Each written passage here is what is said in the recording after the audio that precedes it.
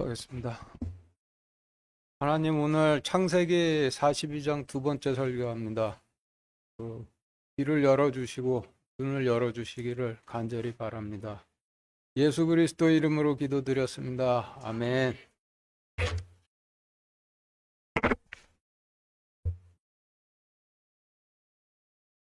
24절부터 26절까지 같이 읽겠습니다. 시작. 요셉이 그들을 떠나 몸을 돌이켜서 울고 그들에게 다시 돌아와서 그들과 대화하다가 그들 중에서 시므온을 취하여 그들의 눈앞에서 결박하였더라. 그때 요셉이 명령하여 곡식을 그들의 자루에 채우게 하고 또 각 사람의 돈을 각각 그 자루에 도로 넣게 하며 길에서 필요한 양식을 그들에게 주게 하니라. 그가 그들에게 이와 같이 행하매 그들이 곡식을 나귀에 싣고 거기를 떠났더라. 네, 지금 읽으신 말씀의 단어를 정리해 보면 여러분들 교재표 일과 같은데, 요셉은 미국 독립전쟁 이후인 18세기 말 청교도 지도자들을 의미하고, 시므온은 로마에 있던 바울이 소아시아 지역의 백성들에게 서신서로 씨를 뿌려 낳은 에베소 교회의 후손으로 18세기 말의 에베소 교회를 의미하는데, 미국 역사를 찾아보면 미국은 독립전쟁 이후인 1791년 헌법을 제정하며 여기에 개인의 기본권을 보호하고 정부의 권한을 제한하겠다라는 목적으로 수정헌법 조항을 추가했는데, 그중 첫 번째가 미국 내에서의 모든 종교와 집회 자유를 보장한다라고 해요. 25절 말씀, 요셉이 명령하여 곡식을 그들의 자루에 채우게 하고 또 각 사람의 돈을 각각 그 자루에 도로 넣게 하며 길에서 필요한 양식을 그들에게 주게 하니라 라고 하신 말씀의 의미는, 청교도 지도자들이 미국 독립전쟁 이후 그동안 적대적으로 대해왔던 유럽으로부터 건너온 교회들에게 교회를 세워 교회의 백성들을 채우게도 하고, 그들이 육신적 구제 활동을 펴 백성들을 넘겨받겠다 가져온 돈도 교회에 도로 넣게 하고, 하나님 왕국으로 가는 길에서 필요한 백성들도 주게 했다라는 의미이니, 25절 말씀, 그때 요셉이 명령하여 곡식을 그들의 자루에 채우게 하고 또 각 사람의 돈을 각각 그 자루에 도로 넣게 하며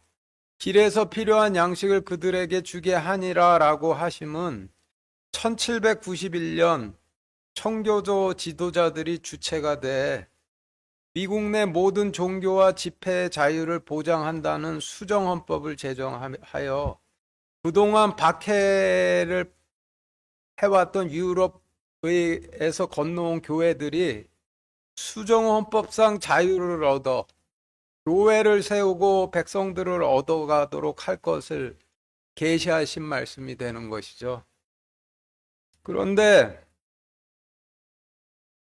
매사추세츠의 청교도들의 이주 초기인 17세기부터 청교도들은 카톨릭과 성공회는 원수로 여겼지만은 퀘이커 교회만은 원수가 아닌 이단으로 여겼다라고 하는데, 매사추세츠주의 청교도들은 지도자의 권위를 중시하고 통일성을 추구했던 반면, 퀘이커 교도들은 지도자들의 권위를 부정하고 평등주의적 신념을 주장하며 여성의 설교 참여를 허용했다 하니, 청교도 지도자들의 관점에선 이런 교리를 가진 퀘이커 교단이 이단이 되겠죠. 그래서 청교도 지도자들은 1650년부터 퀘이커 교도들이 매사추세츠 식민지에 들어오는 것을 방지하기 위해 퀘이커 교도들의 출입과 전도를 엄격히 금지하는 법을 제정해 이 법을 위반할 경우 벌금, 투옥, 추방을 했는데, 그런데도 퀘이커 교도들이 법을 무시하고 매사추세츠 식민지 영내로 들어와서 계속 전도 활동을 벌이고 다니니 결국 유럽에서 건너온 교회들 중에서 유일하게 이단으로 처형이 된 그 사례가 되었다라고 해요. 1870년 미국에서 제15차 수정헌법이 비준되며 흑인들이 헌법상 완전한 자유를 얻었는데 그로부터 100년이 지난 1960년대까지 흑인들이 미국 남부 지역에서는 차별과 감시와 제재를 받았듯이 1791년 모든 종교와 집회의 자유를 보장한다는 수정헌법이 비준돼 유럽으로부터 건너온 모든 교회들이 헌법상 종교와 집회의 자유를 얻기는 얻었지만은 청교도들이 주로 거주하던 매사추세츠주에서는 퀘이커 교도가 이단이라는 이유로 계속해서 차별과 감시와 제재를 받으며 헌법상 자유를 보장받지 못하다가 비에르 발데스 교회가 미국으로 들어온 19세기 초가 돼서야 매사추세츠주에서도 퀘이커 교도들에 대한 차별과 감시와 제재가 완전히 사라졌다라고 하니 퀘이커 교회에게는 아픈 역사가 되는 것이죠. 뒤에 나오는 37절 말씀에서 르우벤에게 두 아들이 있다는 말씀이 나오는데 이 말씀의 의미는 성공회가 영국 백성들에게 씨를 뿌려 태어난 교회가 두 교회가 있다라는 의미이죠. 역사 자료를 통해 퀘이커 교회의 유래를 찾아보면은 청교도, 장로교, 감리교와 함께 성공회로부터 분리된 네 교회 중 하나라고 하는데 역사가 잘못된 거죠. 역사가들이 성공회로부터 분리했다는 네 교회 중 청교도는 이미 설명드렸던 바와 같이 사도행전 시대에 로마에 머물던 바울이 로마 백부장 고넬료 같은 로마인들에게 씨를 뿌려 태어난 로마 교회가 시조이고 역사가들이 성공회로부터 나온 교회라 주장하는 나머지 장로교, 감리교, 퀘이커 세 교회 중 요셉이 형들은 풀어주고 시므온만 결박했듯이 청교도 지도자들이 1791년 수정헌법을 제정해 유럽에서 건너온 모든 교회들에게 종교와 집회의 자유를 주었지만은 퀘이커 교회만은 과거로부터 이단으로 여겼기 때문에 매사추세츠 폴리머스를 포함해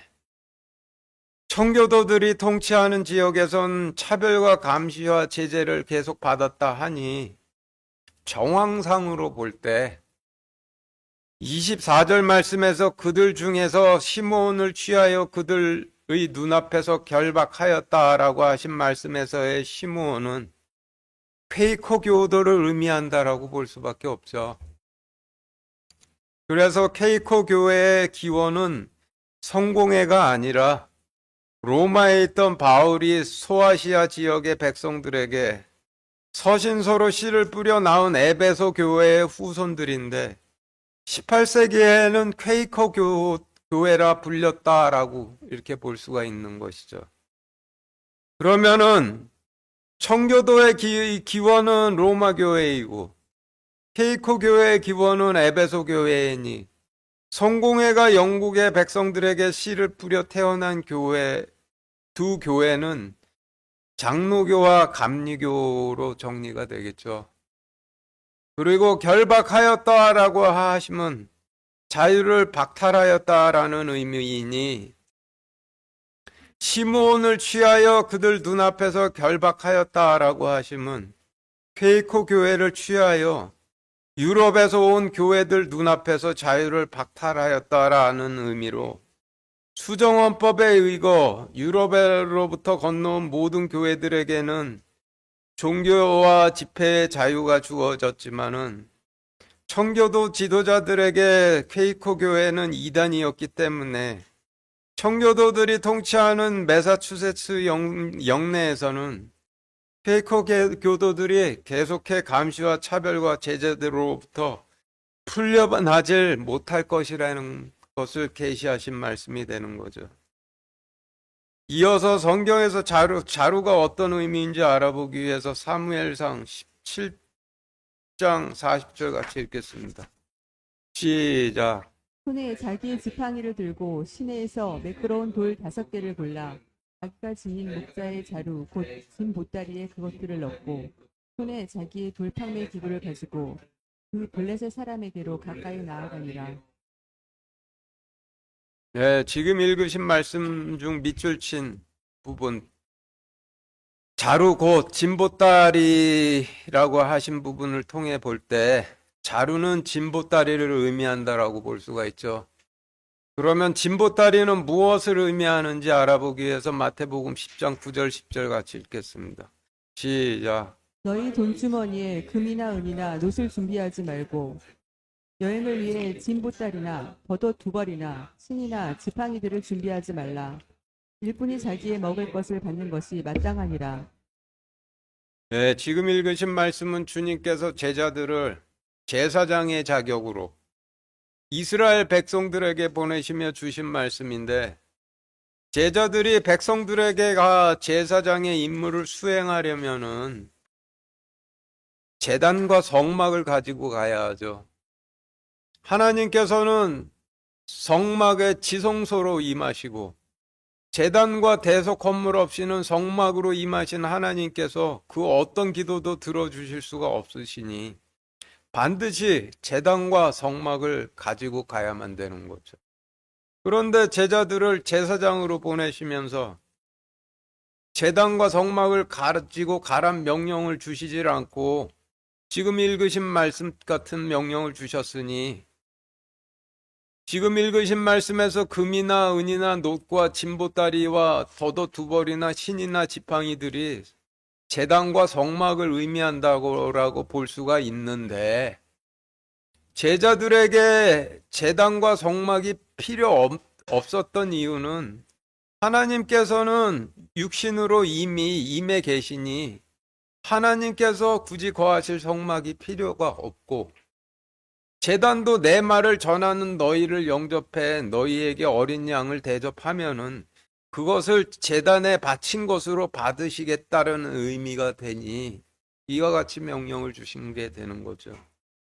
금이나 은이나 놋과 진보다리, 겉옷 2벌, 신발, 지팡이들이 어떤 의미를 갖는지 알아보면 여러분들 교재표 2와 같은데,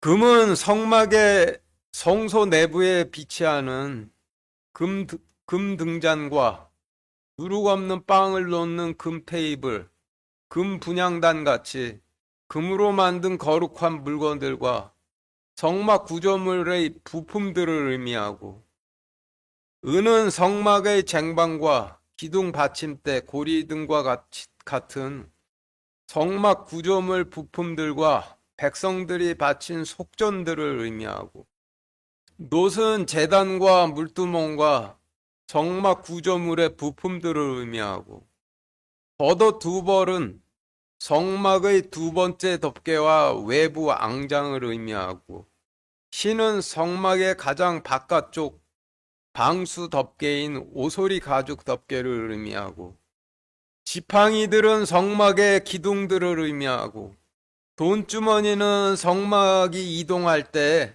성막 내부의 비치품들과 구조물들 중 금, 은, 놋과 같이 판과 가치가 높은 거룩한 물건들을 포장해 놓은 짐꾸러미를 의미하고, 진보다리는 성막이 이동할 때 성막 내부의 비치품과 구조물들 중 판가 가치가 낮은 성막 구조물들을 포장해 놓은 짐꾸러미를 의미하죠.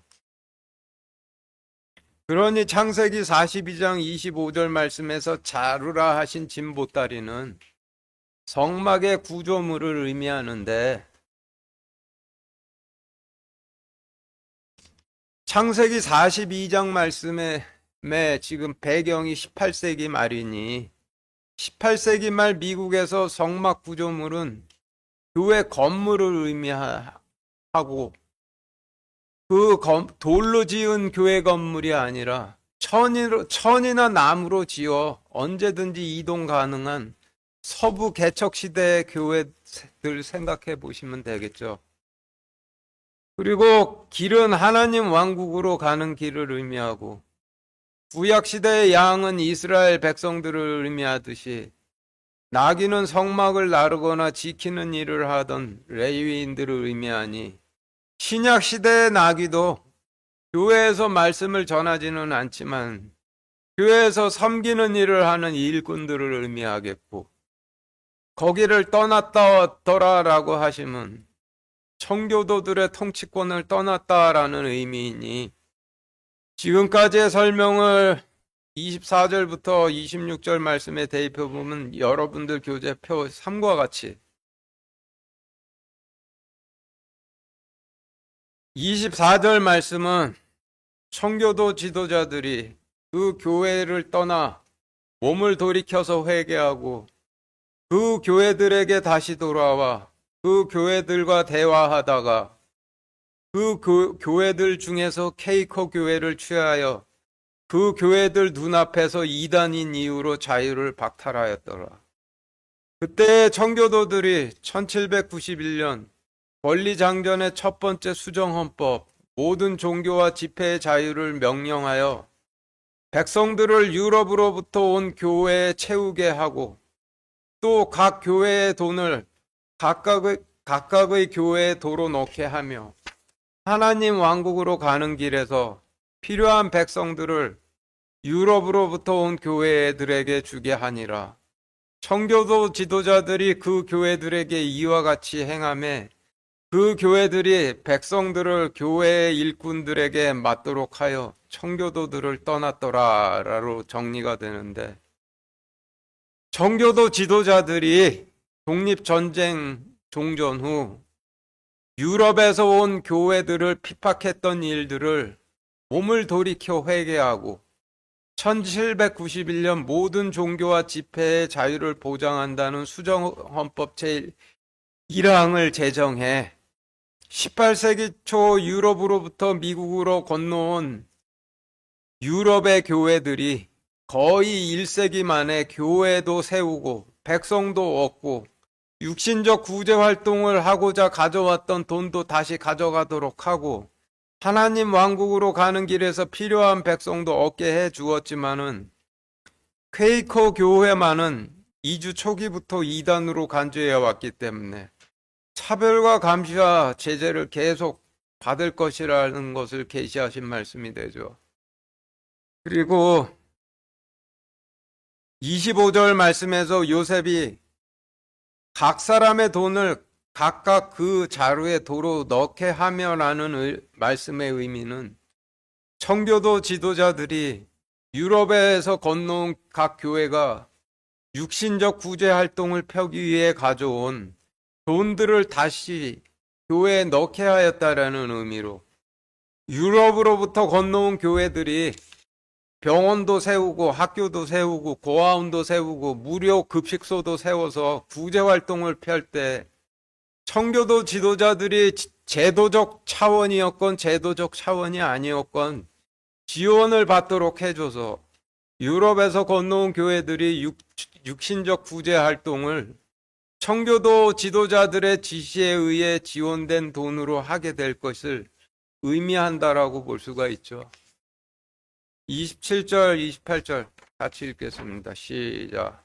그들 중에 한 사람이 여관에서 나귀에게 먹이를 주려고 자기의 자루를 풀고는 자기 돈을 발견하였으니 보라, 돈이 그 자루 아귀에 있더라. 그가 자기 형제들에게 이르되 내 돈을 도로 넣었도다. 보라, 돈이 내 자루 속에 있도다 하니 그들의 마음이 그들을 기진하게 하므로 그들이 두려워하며 서로 이르되 하나님께서 우리에게 행하신 이 일이 도대체 무엇이냐 하였더라. 네, 지금 읽으신 말씀의 단어를 정리해 보면 여러분들 교재표 4와 같은데 그들 중에 한 사람이라 하시면 유럽에서 온 교회들 중 한 교회라는 의미이고 여관은 세상에도 속하지 않고 하나님 왕국에도 속하지를 않은 광야의 나그네들이 잠시 머무는 곳을 의미하고, 성경에서 이스라엘 백성들은 양으로 비유를 하실 때 레위인들은 나귀로 비유를 하시니, 27절 말씀에서 나귀는 구약시대의 성전을 섬기던 레위인들처럼 신약시대의 교회를 섬기는 일꾼들을 의미하겠죠.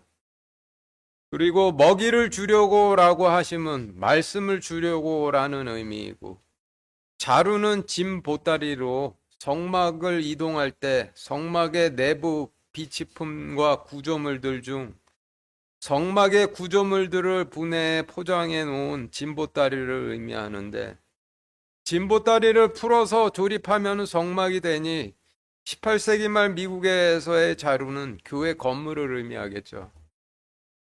그리고 자기 돈은 유럽에서 온 교회들이 병원을 짓고 학교를 짓고 고아원을 세우고 무료 급식소를 운영하는 등 육신적 구제 활동을 펴기 위해서 유럽에서 가져온 돈을 의미하고, 아귀의 사전적 의미는 입이라는 뜻이니 자루의 아귀는 구약시대 때는 성막의 입구를 상징하고 신약시대 때는 교회의 입구를 상징을 하겠죠.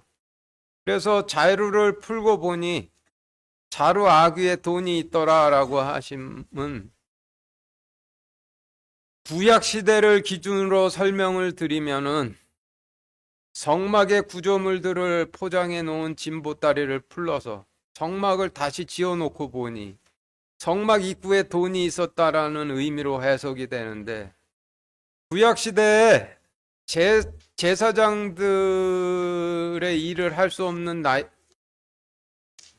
제사장이 될 수 있는 나이가 된 자가 제사장이 돼 제사장들이 머무는 성막의 성소로 들어가려면 우선 제단의 대속 헌물을 바치고 난 후에야 들어갈 수가 있었으니, 엄밀히 따진다면은 성막의 입구는 제단이 성막의 입구였지만은 신약 시대에는 성전 바깥에 제단이 사라졌으니 자루 아귀는 교회 건물 입구를 의미하겠죠.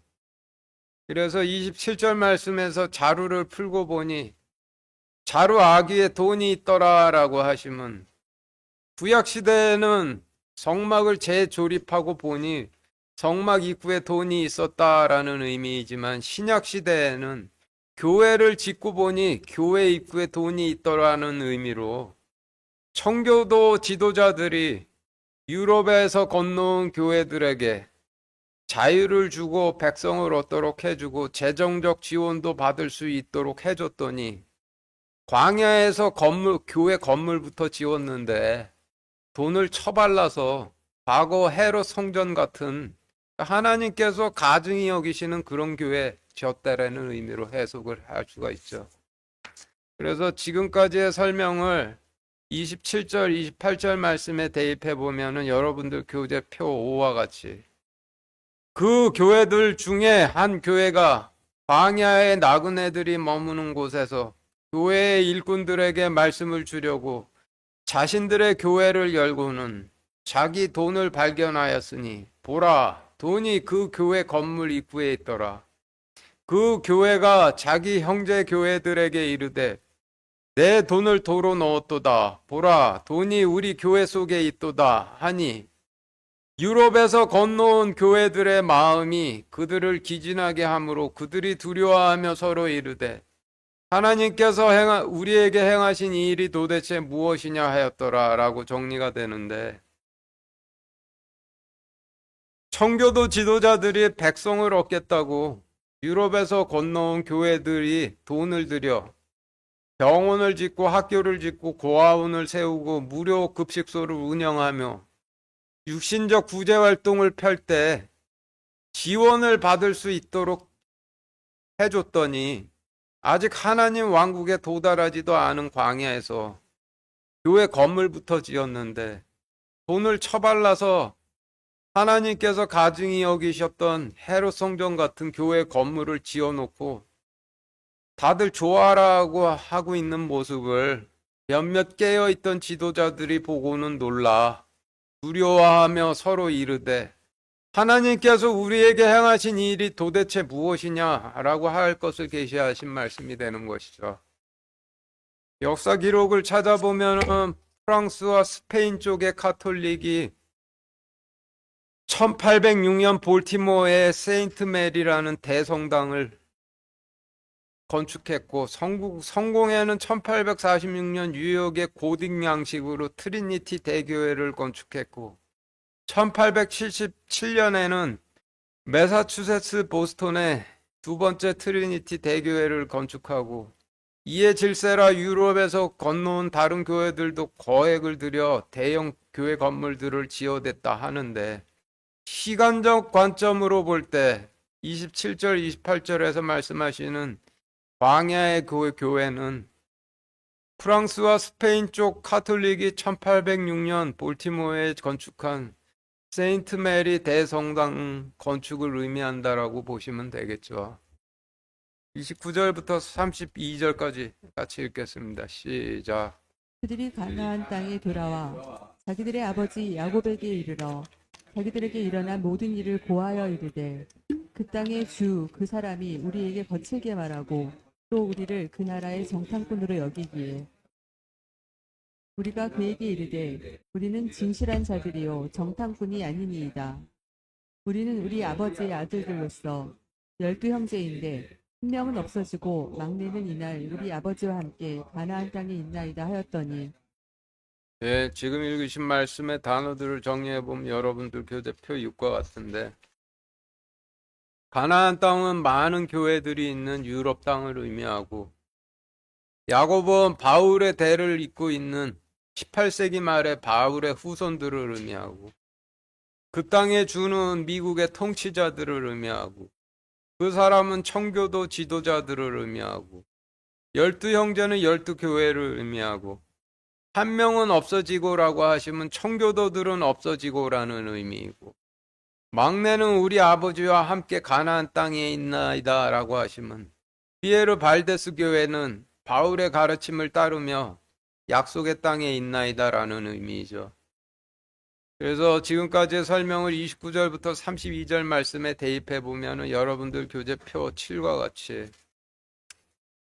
그들이 교회들이 있는 유럽 땅으로 돌아와 바울의 대를 잇고 있던 18세기 대제사장들에게 이르러 자기들에게 일어난 모든 일을 고하여 이르되 미국 땅의 통치자 청교도 지도자들이 우리에게 거칠게 말하며 또 우리를 그 나라의 정탐꾼으로 여기기에 우리가 청교도 지도자들에게 이르되 우리는 진실한 교회들이요 정탐꾼들이 아니니이다.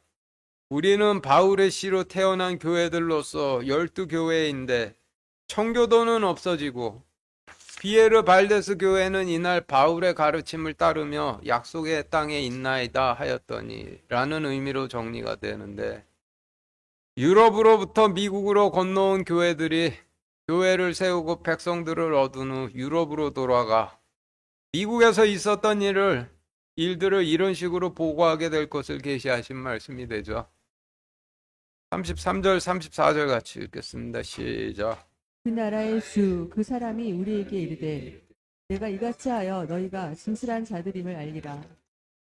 너희 중에 한 사람을 여기에 나와 함께 남겨두고 양식을 가지고 가서 너희 집안의 기근을 면하고 너희 막내 동생을 내게로 데려오라. 그러면 너희가 정탐꾼이 아니오 진실한 자들임을 내가 알고 이에 너희 형제를 너희에게 건네주리니 너희가 이 땅에서 거래를 하리라 하였나이다 하더라.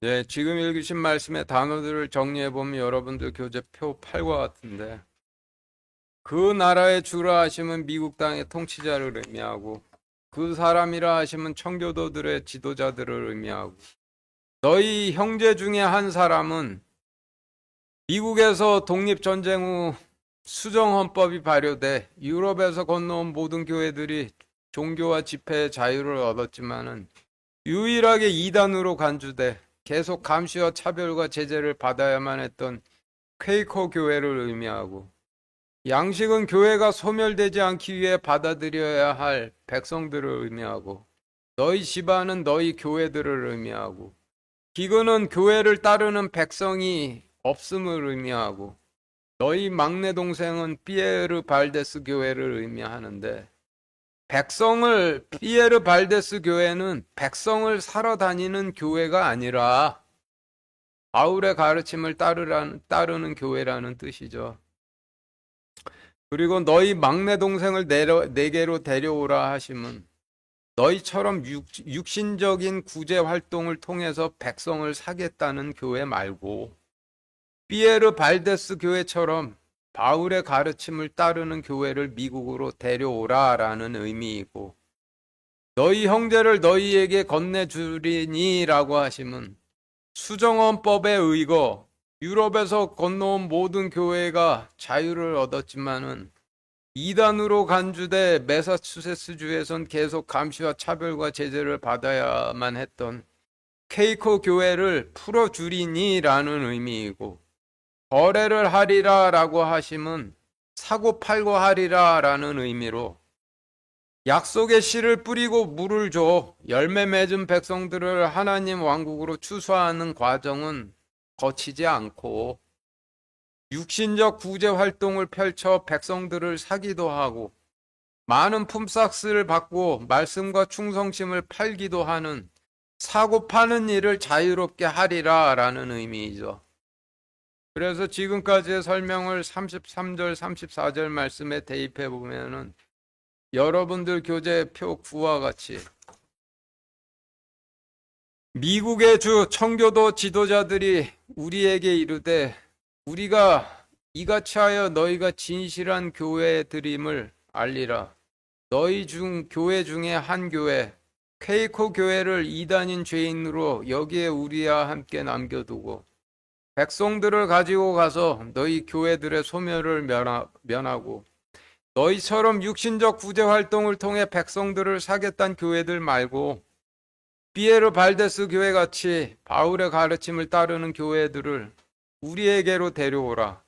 그러면은 너희가 정탐꾼이 아니요 진실한 자임을 내가 알고 너희 형제인 교회 케이코 교회를 너희에게 풀어주리니 너희가 이 땅에서 백성들을 사기도 하고 많은 품삯을 받고 말씀과 충성심을 팔기도 하리라. 하였나이다 하더라 라고 정리가 되는데, 수정헌법이 발효돼 유럽에서 온 교회들이 백성들을 얻어 교회의 소멸로부터 벗어난 가운데 퀘이커 교도만은 이단으로 간주돼 청교도 지도자들이 있던 매사추세츠주에선 계속 감시와 차별과 제재를 받다가 피에르 발데스 교회 같은 바울의 가르침을 따르는 교회가 미국으로 건너올 때가 돼서야 매사추세츠주에서도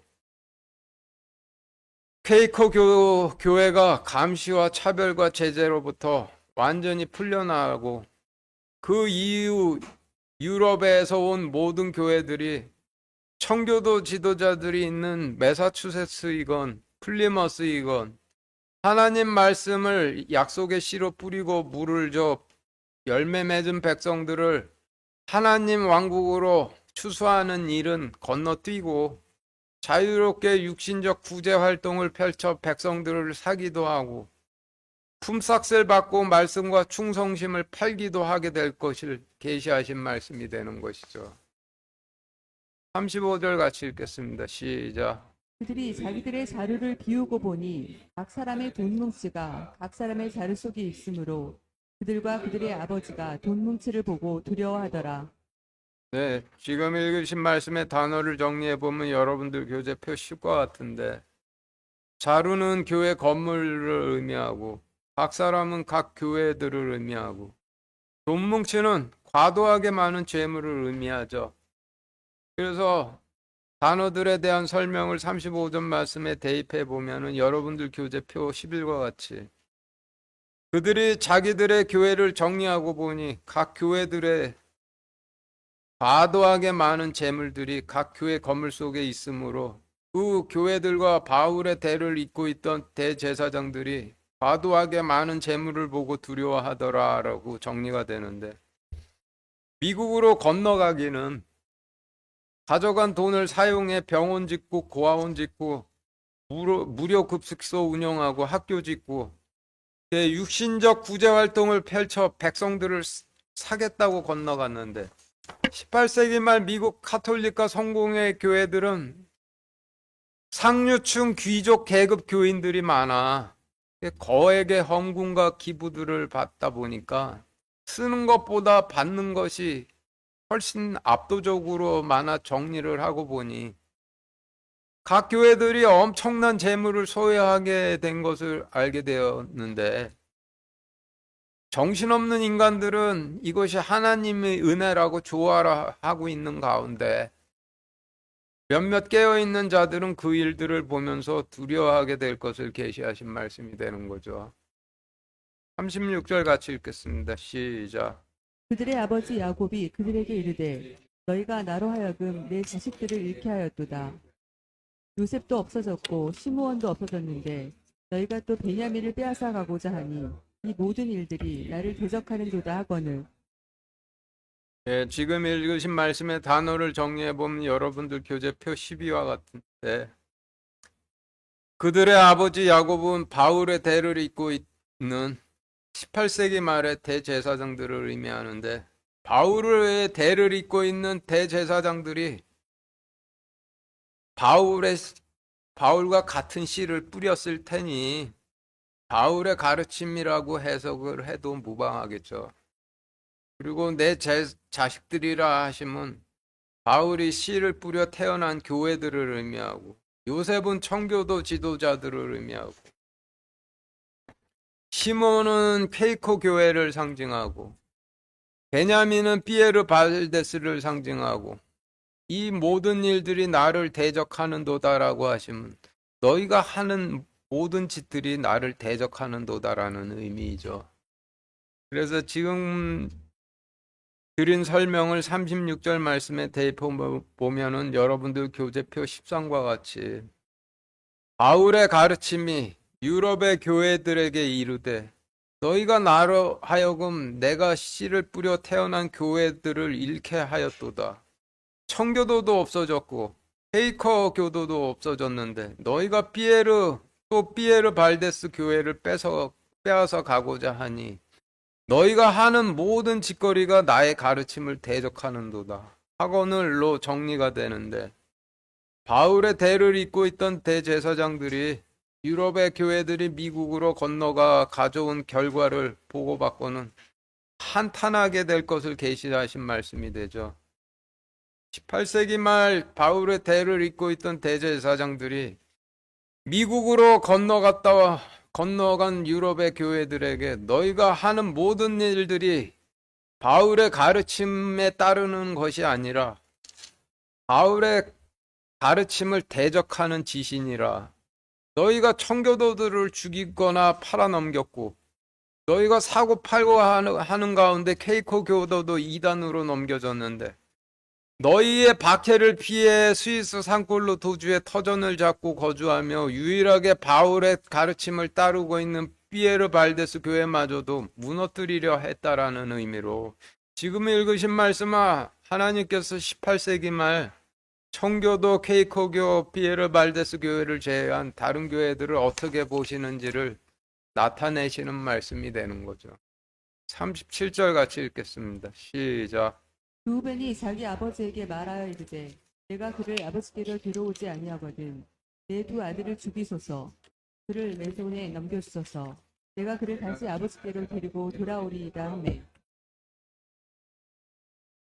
지금 읽으신 말씀의 단어를 정리해보면 여러분들 교재표 14와 같은데, 루벤은 바울이 갈라디아 지역 백성들에게 서신서로 씨를 뿌려 태어난 갈라디아 교회 지도자들의 후손으로 18세기에는 성공의 지도자들이 된 자들을 의미하고, 자기 아버지는 바울의 가르침을 의미하고, 아버지께로 데려오지 아니하거든이라 하심은 바울의 가르침으로 데려오지 아니하거든이란 의미이고, 내 두 아들은 성공회가 영국 백성들에게 씨를 뿌려 태어난 두 교회인 장로교와 감리교를 의미하고 그를 내 손에 주소서라고 함은 비에르 발데스 교회를 내 통치권에 넘겨주소서라는 의미이고 아버지 거로 데리고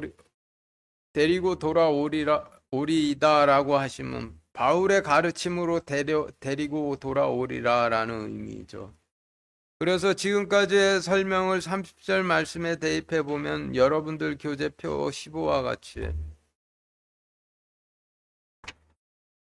성공의 지도자들이 바울의 가르침에게 말하여 이르되 우리가 피에르 발데스 교회를 바울의 가르침에게로 데려오지 아니하거든 우리가 씨를 뿌려 낳은 장로교와 감리교를 죽이소서. 피에르 발데스 교회를 우리의 통치권에 넘겨주소서. 우리가 피에르 발데스 교회를 다시 바울의 가르침으로 데리고 돌아오리이다 하매로 정리가 되는데 루벤은 바울이 갈라디아 지역 백성들에게 서신서로 씨를 뿌려 태어난 갈라디아 교회 지도자들의 후손으로 18세기엔 성공의 지도자들이 된 자들을 의미하고 루벤이 낳은 두 아들은 성공회가 영국 백성들에게 씨를 뿌려 태어난 두 교회인 장로교와 감리교를 상징하죠. 그래서 영적인 족보의 관점으로 볼 때 성공회와 피에르 발데스 교회는 이복 형제의 관계이고 피에르 발데스 교회와 성공회가 낳은 장로교, 감리교는 이복 삼촌과 조카 관계가 되죠. 그러니 37절 말씀은 성공의 지도자들이 자신들이 낳은 장로교와 감리교의 생명을 담보로 피에르 발데스 교회 같이 바울의 가르침을 따르는 교회를 자신들의 통치권 아래 맡겨달라. 미국으로 데려갔다 반드시 바울의 가르침으로 되돌려 놓겠다. 바울의 대를 잇고 있던 대제사장들에게 구했다라는 의미가 되는데 37절 말씀만으로는 뭔지는 명확하지는 않지만은 피에르 발데스 교회와 장로교, 감리교 간에 어떤 관계가 만들어질 것을 계시하신 말씀으로 볼 수가 있죠. 역사 기록을 찾아보니 스위스 산골에 거주하던 피에르 발데스 교회가 미국으로 건너갔는데 미국으로 건너갈 때 장로교와 감리교가 보증을 섰을 뿐만 아니라 피에르 발데스 교회가 미국에 정착해 자립할 수 있을 때까지 장로교와 감리교가 아낌없이 도움을 줬다라고 해요.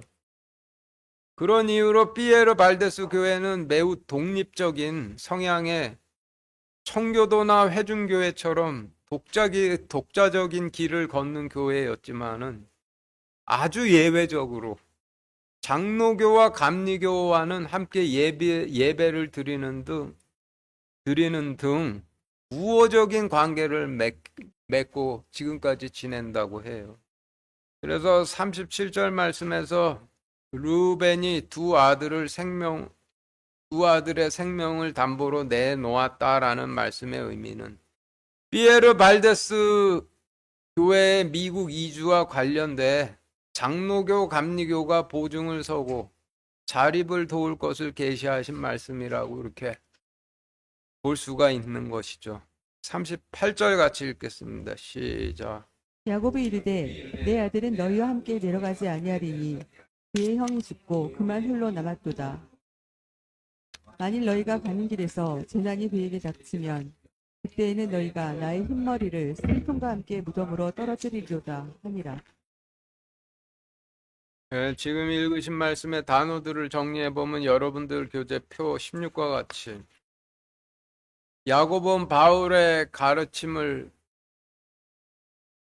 의미하고 내 아들은 아직도 바울의 가르침을 따르고 있는 피에르 발데스 교회 같은 교회들을 의미하고 내려가지 아니하리니라고 하시면 미국으로 건너가지 아니하리니라는 의미이고 그의 형이 죽고라고 하시면 청교도들은 죽고라는 의미이고 그만 홀로 남았도다라고 하시면 비에르 발데스 교회만 홀로 남아 나의 가르침을 따르고 있도다라는 의미이고 키다는 늙었음을 의미하고 머리카락은 임하신 하나님의 발을 충성심으로 닦아드리는 예배를 의미하니 흰머리는 늙어버린 예배를 의미하겠죠. 그래서 18절 그러면 18세기 말에 늙지 않은 젊은 예배는 뭐가 되겠어요? 육신적 구제 활동을 펼쳐 백성들을 사고 품삯받고 말씀과 충성심을 파는 행위가 젊은 예배가 되겠죠. 그래서 지금까지의 설명을 38절 말씀에 대입해 보면 여러분들 교재표 17과 같이 바울의 가르침이 이르되 비에르 발데스 교회는 너희 교회들과 함께 미국으로 건너가지 아니하리니 청교도들은 죽고 비에르 발데스 교회만 홀로 남아 나의 가르침을 따르고 있도다. 만일 너희가 가는 길에 재난이 그 교회에 닥치면은 그때는 너희가 임하신 하나님의 발을 닦아드리는 늙은 나의 예배를 슬픔과 함께 무덤으로 떨어뜨리로다. 한일화로 정리가 되는데 다시 정리해 보면은 너희는 나의 가르침을 따르지도 않고 나의 가르침을 따르던 청교도들은 죽이고 그나마 유일하게 비에르 발데스 교회가 나의 가르침을 따르고 있는데 비에르 발데스 교회마저 너희를 따라 미국으로 가다가 재난이라도 닥치면은 나는 하나님께 바칠 열매가 없는 빈털터리 신세가 될 것이라는 의미의 말씀이 되죠. 마태복음 25장 29절 30절 같이 읽겠습니다. 시작. 있는 자마다 받아서 풍성하게 될 터이나 없는 자는 자기에게 있는 것도 빼앗기리라. 너희는 이 무익한 종을 바깥 어둠 속에 내던지라. 거기서 슬피 울며 이를 갈미 있으리라 하니라. 여러분들 예수 복습 안 해오시면은 지금 제가 설교하는 거 하나도 알아들으실 수가 없어요. 지금 읽으신 말씀은 예수 복습 충실히 해오시는 분들은 받아서 풍성하게 될 터이나 에서가 팥죽 한 그릇에 자기 장작관 팔아먹었듯이 하나님 말씀 듣다 말다 예수 복습 하다 말다 세상 즐거움 맛보자고 하나님 말씀 팔아버리고 그런 거 안 하는 분들은 있는 것마저 다 빼앗길 것이라는 뜻이 되죠. 하나님 말씀은 전부 진리이니 이 말씀도 반드시 성취가 될 거예요. 그러니 예수 복습 충실히 해오는 분들께서는 들으시고 풍성하게 되시기를 바라고 아직 그렇지 못한 분들께서는 이 말씀 기억하시길 바라요. 마치겠습니다.